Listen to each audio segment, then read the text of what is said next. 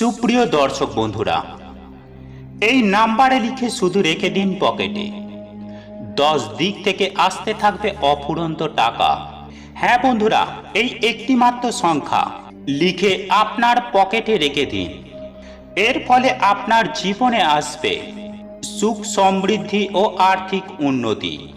সুপ্রিয় দর্শক বন্ধুরা, আজ আমি আপনাদের উদ্দেশ্যে এমন একটি নাম্বারের কথা বলবো, যে নাম্বারটি আপনি একটি কাগজে লিখে আপনি আপনার পকেটে রেখে দিতে পারেন, বা যদি আপনার মানিব্যাগ বা পার্সে রেখে দিতে পারেন, তাহলে অর্থনৈতিক সমৃদ্ধি যেমন আপনার জীবনে আসবে, ঠিক তেমনি আপনার জীবনে সুখ সমৃদ্ধির ছোঁয়া পাবেন।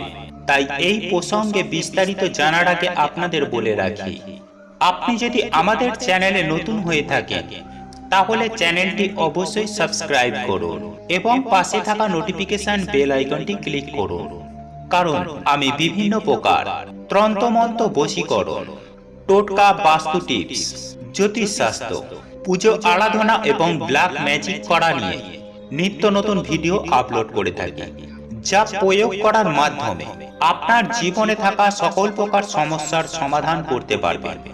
চলুন এইবার মূল আলোচনায় প্রবেশ করা যাক।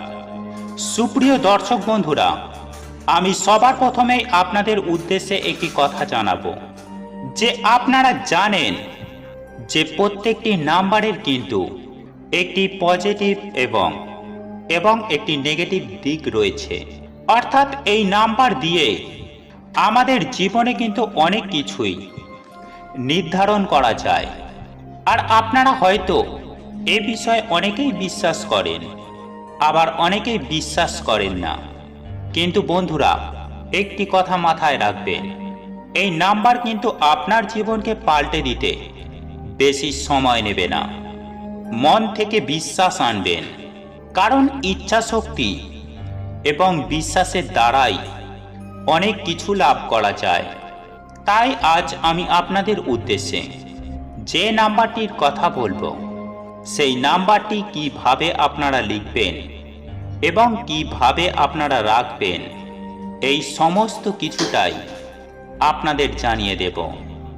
এবং একই সঙ্গে আপনাদের জানিয়ে রাখি যে এই নাম্বার শুধু লিখলেই হবে না, এর সঙ্গে বিশেষ কিছু কার্যকলাপ রয়েছে, যেগুলি আপনাকে অতি অবশ্যই করতে হবে। আর আপনি যদি প্রতিনিয়ত এই নাম্বারটি লিখতে পারেন, তাহলে আপনি সুনিশ্চিতভাবে আপনি অনেক উপকৃত হবেন। আর তার জন্যই সবার প্রথমে আপনাকে একটি সাদা কাগজ নিতে হবে এবং একটি কমলা কালার বা অরেঞ্জ কালারের একটি পেন আপনাকে নিতে হবে। এই নাম্বার শুধুমাত্র আপনার অর্থনৈতিক ভাগ্যকে যেমন জাগ্রত করবে, ঠিক তারই সঙ্গে আপনার জীবনে সুখ, শান্তি, সমৃদ্ধি এনে দেবে। এবং অবশ্যই যারা ছেলেরা আছেন বা মেয়েরা আছেন, উভয়কেই কিন্তু তার বাঁ দিকে এটিকে রাখতে হবে। এবং একই সঙ্গে আরও একটি বিষয় আপনাদের অবগত করে রাখি, যে আপনারা কি করবেন। বন্ধুরা, আমি স্টেপ বাই স্টেপ আপনাদের বুঝিয়ে বলার চেষ্টা করছি, দয়া করে আপনারা মন দিয়ে শোনার চেষ্টা করুন। বন্ধুরা, প্রথমেই আপনারা যে কোনো দিন এই কাজটি করার জন্য নির্ধারণ করতে পারেন, তবে সব থেকে ভালো হয় বৃহস্পতিবার সন্ধ্যার পর বা শুক্রবার সন্ধ্যার পর। যাই হোক বন্ধুরা, আপনারা যখন সন্ধ্যাবেলায় আপনার বাড়িতে সন্ধ্যা দেবার পর বাড়ির ঠাকুর ঘরে যখন পুজো আরাধনা করবেন, আর এই পুজো আরাধনা হয়ে যাওয়ার পর আপনি সেই হাতের কাছে সেই একটি সাদা কাগজ এবং একটি অরেঞ্জ বা কমলা কালারের পেন কাছে রাখবেন। বন্ধুরা, আমি একই সঙ্গে আরও একটি বিষয় আপনাদের জানিয়ে রাখি, আর তা হলো, এমন কিছু কিছু পেন আছে যেগুলি বাড়িতে রাখা অত্যন্তই শুভ বলে মনে করা হয় এবং অনেক সময় অনেক কাজেও লাগে। যেমন লাল পেন, অরেঞ্জ কালারের পেন বা সাদা কালারের পেন, হ্যাঁ বন্ধুরা, এই পেনগুলো বাড়িতে রাখলে সেটা অত্যন্তই শুভ বলে মনে করা হয়।